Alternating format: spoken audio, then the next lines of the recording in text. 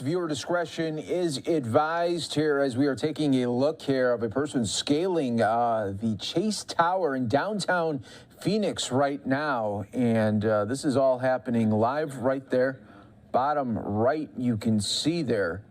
And you can see almost looks like that person was actually trying to wave there to Sky Fox there just moments ago as they are wedged between the two sides there of that building. This is a 40-floor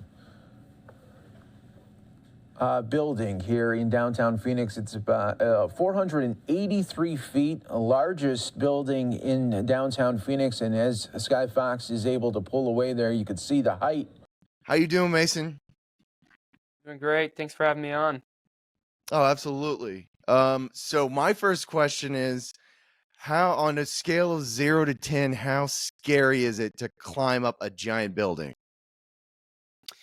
Oh gosh. Well, I think fear is something that's relative, For someone like me who's been climbing on the mountains for years and years, the climbing part is actually, I think, the least scariest aspect of what I do. Like, for sure, yeah, there's some fear involved, and there's always that doubt ahead of time, like, can I do it? But generally speaking, I'm picking climbs that I have a good grasp on, right? Like, I know that I can do this, or at least I'm like 80% sure that I'll be able to get to the top.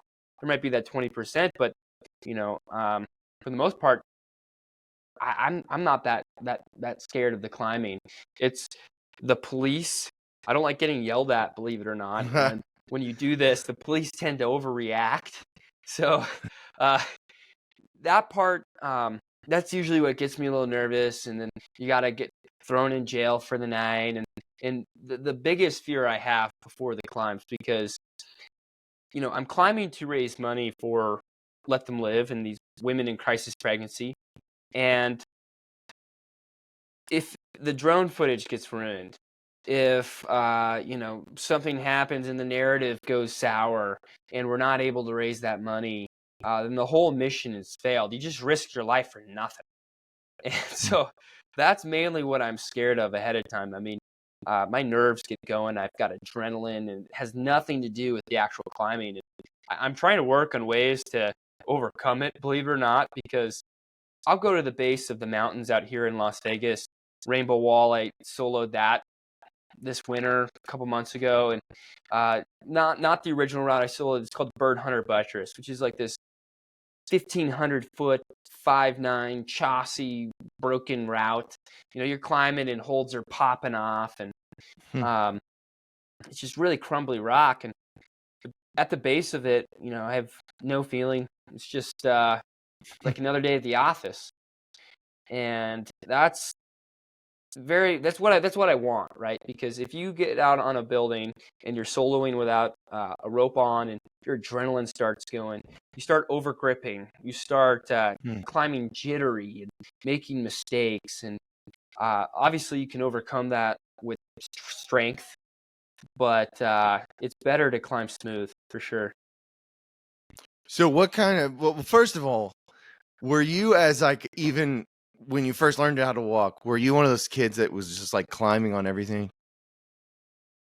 Maybe. Like, I climbed a lot of trees as a kid, but when I actually started climbing rock, I was pretty scared of heights. And what made me want to do it and keep going was that I was better than my older brother. And I'm an inch taller, but he's 200 pounds, right? So I'm 125 right now. I just lost 20 pounds, but he's 200. So he's got 75 pounds on me, and he's always would beat me at everything. But climbing was the one thing I was better than him at. So I had this, I guess, competitive motivation to keep learning how to do it. That's how you do it, my man. The little sibling rivalry. So tell me about some of the buildings you've scaled. Yeah, so the first one I climbed was the Salesforce Tower in San Francisco. And I was sitting at home scrolling on my phone, and I seen this photo of a dead baby, right? This was a baby that was killed by abortion. My friend AJ Hurley and a couple of girls, they found this baby outside of an abortion clinic in DC. They found a box. They had gotten it from the medical waste truck driver, and they brought this box home, and there were 5, just 8-month-old, full-grown babies ready to be born that were slaughtered and ripped apart by this doctor. And so I seen that photo, and I don't know, something just came over me, and I felt like as though if I didn't do something about what was happening, then, what kind of man am I, right? Like my salvation is in jeopardy if I don't do something about this. So I had raised all this money, and I bought plane tickets out to San Francisco. And the funny thing is I didn't even know if the building was going to be climbable. Like, I just looked at photos of it online, and I'm like, I think it's good. And I was really nervous. There's these horizontal fins that run across it, and I was nervous that I wasn't going to be able to reach around it. So I had worn, they're called squamas. It's a type of climbing shoe, but it has rubber on the toes, on the tops of them, so that if I needed to climb foot first and do what's called a toe hook, I could literally, throw my whole body around this fin, because I figured, my legs are longer than my arms are. But luckily, it was very climbable. And the crazy thing is I had prepared to climb this building for about a month, right? I had fundraised, bought the tickets, paid the drone pilots and everything. And the morning we woke up to go out to San Francisco, climb the tower, just happened to be the morning that the Dobbs draft was leaked that would overturn Roe. Oh, wow. No planning of that. Couldn't have predicted that. It was just sheer coincidence or providence, if you will. And it bumped the story to the top of the news, which is kind of cool. What was that day like? Like, the physics it must have been bright out. It couldn't have been rainy, right? You can't climb when it's rainy. Yeah, it was pretty sunny, if I remember. It's one of those things that, like, before a climb, I'm so focused. I'm not thinking of anything else. And what's hard about it is I do have to direct the drone pilots. I have to direct the friends who are with me. I got to tell them where to go, what the plan is afterwards, when I get arrested, how I'm going to get out of jail. And so I do have to worry about that. But I'm usually just nails focused. All I'm thinking about is the climb, nothing else. So I don't remember. I think it was sunny. I don't know. It didn't rain on me. That's a real journalist question. Would you climb Mount Everest? Nah. Mount Everest doesn't appeal to me. So, like, the kind of climbing I do is like sheer rock faces, right? So Mount Everest is more mountaineering. Give me like explain. Sorry, give me an explain like I'm 5 on that, please. Because I don't know. Like, I climb stuff like El Capitan in Yosemite, where it's straight up sheer rock. You're plugging gear into the cracks. It takes years of training to climb this kind of thing. And whereas Mount Everest, a doctor can pay $200,000, and as long as they're in some sort of good physical condition as far as running goes, they can go up and climb Mount Everest. Usually the Sherpas out there, they fix ropes in the hard parts. So you might have like a 30-foot section that you have to pull on a rope. But for the most part, it's steep hiking. Whereas what I'm doing, we're hanging from our fingertips. You're banging pitons into the cracks, and other times you can see the gear behind me. That's what you stick into the cracks. And those hold thousands of pounds as long as the rock is good. But you got to know how to use them. It's not something you can wake up and just decide, I'm going to go climb El Cap today. Whereas Everest, you kind of can, I guess, if you can run a mile. So when you're training, when you're training for climbing a building, that's the climbing that you do to get ready? Oh, yeah. I climb in the climbing gym, which it's like plastic holds. And it's similar to rock. The strength transfers right over into rock. And I climb there 2 days on, 1 day off. So what's that, like 5-6 days a week usually, if I'm not going outside and climbing. And a lot of training for the buildings is mental training. So I'll go out free solo on the rocks, easier stuff, but I'm playing mind games with myself, right? I might be on this easy climb, but in my mind, I'm not on this rock. I'm on a building, and it sounds silly, but it's kind of like method acting in a way. Mm. But it prepares you if you visualize, okay, this is how it's going to feel, and that way when you get on the building, you're not panicking, and you feel like you've been there before. But obviously, it's sometimes you just get up there and it feels foreign, and you just have to power through it anyways, because once you start up the thing, there's no going down. You just got to finish. And people always ask me, "What if you freak out?" Well, you're up there. I'm like, "Well, you just don't get to freak out. There's no time for that." Fear, it's just sorry. it's not going to help you in any way. So the best thing you can do is shut it off as much as you can, and with whatever's left, just power through it. Just do it anyways. So when you get to the top, are there are police waiting for you? Yeah, I've had police waiting for me every time but one time, which I'd climbed the New York Times building right after the Salesforce. Like, I climbed the Salesforce. They let me out of jail maybe like 30, 40 minutes. Like, you can get away with murder in San Francisco. It's kind of insane. And I immediately bought a plane ticket to New York, and I flew to New York to climb the New York Times building. And like climbers, we do these things called link ups, and that's when you try to climb multiple mountains in a day. And so my initial plan was like, okay, how many buildings can I climb in 1 week, right? And so bad idea, by the way, because the media, each building you climb has a media lifespan that you just want to milk. And if you climb one right after you just did another one, it's going to cut into that lifespan, and you're just wasting media time. But yeah, I got out of jail. I bought a ticket to New York and flew there. And within, I think I made the cutoff of like almost 48 hours. And I climbed it in the morning and hung all these banners all over their building because I wanted to get the banners up before the reporters got to work. And yeah, I got to the top and no one was there. So I was like, I've never had this before, so I guess I just let myself out. So I ran down 52 flights of stairs and walked out the front door. You didn't get arrested? No, I just walked right back to my hotel room like it never happened. And the police the next day, they were calling me, and I talked to my lawyer, and they're like, don't answer the phone. Because here's the thing with the police is nothing you ever say will be used for you. It will always be used against you. So the best thing is if they are not knocking on your door with a warrant, just say nothing.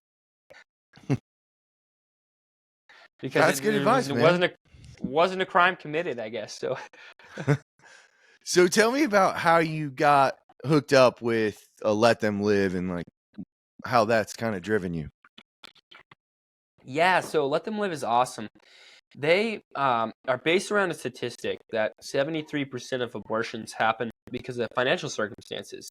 So what they do is they try to financially support these women because a lot of times a sidewalk counselor, they're the people who stand outside the abortion clinics and try to talk women out of abortions as they're on their way to get one.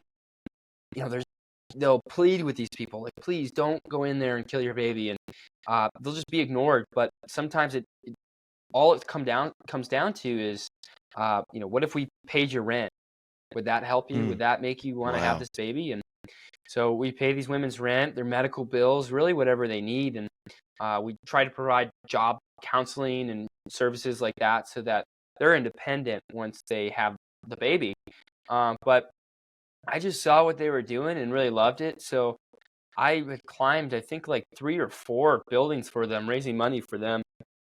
And eventually they found out about it when they got a big check in the mail, and they loved what I was doing. So Nathan Burning, the CEO, he calls me on the phone and he says, dude, I want to hire you so that you can do this full time. And he said, I want to pay you to do whatever you want to do. Just go save babies. I don't care who for. I don't care how. Just go save babies from being murdered by abortion, which is really cool because it's allowed me to partner with other orgs and go out and do other kind of activism as well. So it's been kind of a blast. Because you also go do speaking tours, right? Is that correct?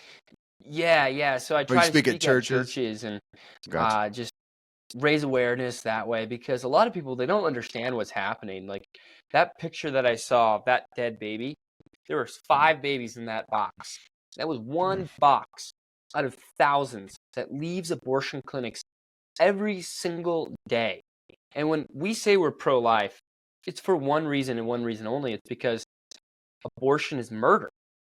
And if we're going to make that statement, we have to put our money where our mouths are and believe the words we say and understand that what we're living through right now is a literal Holocaust. Over 70 million babies have been murdered since Roe v. Wade, 1972, in America alone, not counting chemical abortions, which account for 50%. So double that number. That's how large of a genocide we're dealing with right now. And I really do. I blame the church, I myself included, for not doing enough.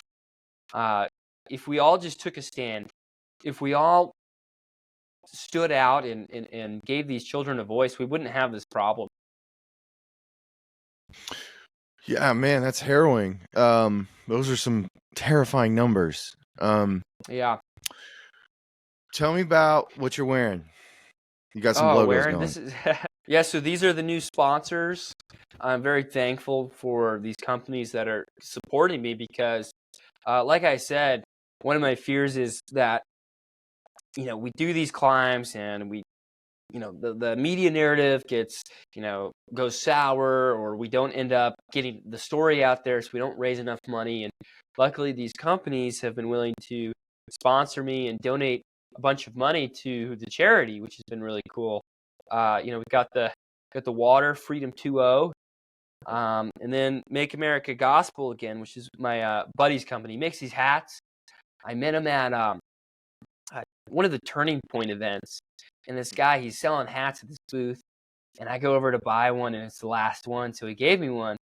But then the rest of the weekend, because it's like a 3-day event, he just turned his booth into a prayer booth. So he's sitting there praying for people, and just a real neat guy and a good message, because I truly do believe that the way we're going to fight this issue is through Christ and through Christ alone. And you read 2 Chronicles 7:14, right? It says that God will restore our land if we turn to Him, we humble our hearts, and we turn from our wicked ways, and we call out this sin. And so often in this movement, you see compromise time and time and time again. And again, I blame the church. I blame the pro-life movement for the reason why abortion still exists. The Bible gave us the directions of how to deal with these issues, and we have been ignoring that for years. I went to a gala in DC at the March for Life. I'm not going to say which one, but they started it by congratulating everybody for coming to the 51st fancy dinner night, and Yeah.